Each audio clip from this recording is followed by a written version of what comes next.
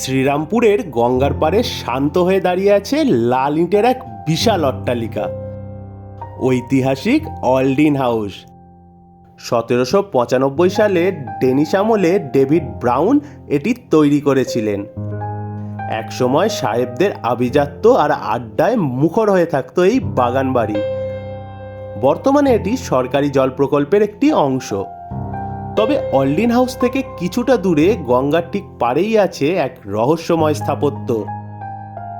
একে বলা হয় হেনরি মার্টিনস প্যাগোডা।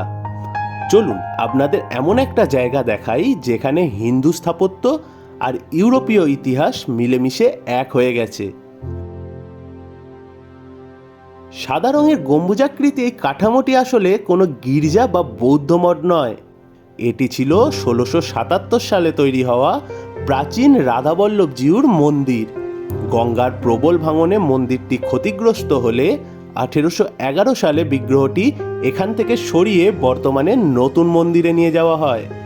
বিগ্রহ সরিয়ে নেওয়ার আগেই মিশনারি হেনরি মার্টিন এই পরিত্যক্ত মন্দিরটিতে থাকতে শুরু করেন।